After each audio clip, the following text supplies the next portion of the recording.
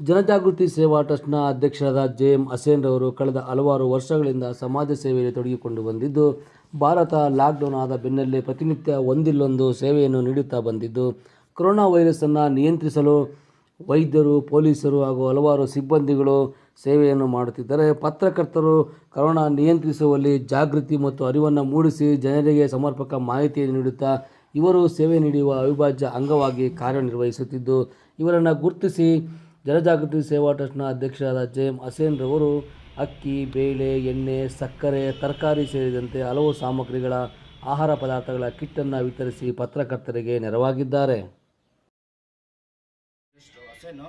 ನಾನು ಸುಮಾರು ಲಾಕ್ಡೌನ್ ಯಾವಾಗ ಆಯಿತು ಆವತ್ತಿನಿಂದ ರೋಡ್ ಸೈಡ್ ಮಲಗಿರೋರಿಗೆ, ಆಮೇಲೆ ಪಾರ್ಕಲ್ಲಿ ಮಲಗೋರಿಗೆ, ಆಮೇಲೆ ಜೋಪಡಿಯಲ್ಲಿ ಇರೋರಿಗೆ, ಆಮೇಲೆ ಇಂಥ ಯಾರ ರೋಗಿಗಳು ಅವರು ಫೋನ್ ಮಾಡಿದೆ ಟ್ಯಾಬ್ಲೆಟ್ಟು, ಅಕ್ಕಿ ಕಿಟ್ಟು ಎಲ್ಲ ಕೊಟ್ಕೊಂಡು ಬರ್ತಾಯಿದ್ದೀನಿ. ಇದುವರೆಗೂ ಒಂದು ತಿಂಗಳಾಯಿತು ಸುಮಾರು ಇವತ್ತಿಗೆ. ಆಮೇಲೆ ಹಂಗೆ ಪತ್ರಕರ್ತರು, ಮೀಡಿಯಾವರು ಪಾಪ ಅವರು ನಮ್ಮಂಗೆ ಕಷ್ಟಜೀವಿಗಳು, ಅವ್ರದ್ದು ಒಂದು ಪಾತ್ರ ಇರ್ತದೆ. ಏನಂತ ಪೊಲೀಸ್ ಅವ್ರದ್ದು, ಡಾಕ್ಟರ್ಸು, ಇವ್ರದ್ದು ಮೀಡಿಯಾವ್ರದ್ದು. ಅದಕ್ಕೆ ನಮ್ಮ ಜನಜಾಗೃತಿ ಸೇವಾ ಟ್ರಸ್ಟ್ ಕಡೆಯಿಂದ ಅವ್ರಿಗೆ ಒಂದು ಕಿಟ್ಟು ವಿತರಣೆ ಮಾಡೋಣ ಅಂತ ಇವತ್ತು ನಾವು ಈ ಫಂಕ್ಷನ್ ಹಮ್ಮಿಕೊಂಡಿದ್ದೀವಿ.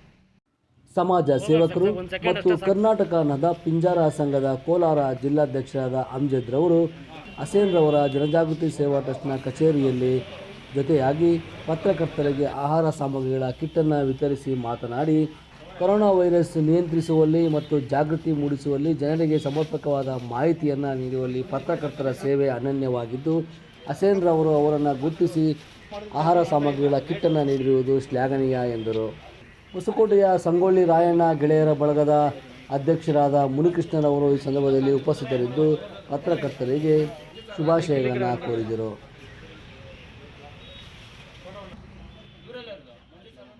ನಮ್ಮ ಹಸೇನ್ ಭಾಯ್ ಅವರು ಜನಜಾಗೃತಿ ಸೇವಾ ಟ್ರಸ್ಟಿಂದ ಆ್ಯಕ್ಚುಲಿ ಇವರು ಇದು ಒಂದೇ ಅಂತಲ್ಲ, ಹಲವಾರು ಕೆಲಸ ಕಾರ್ಯಗಳಲ್ಲೂ ಮಾಡ್ತಾನೆ ಇದ್ದಾರೆ.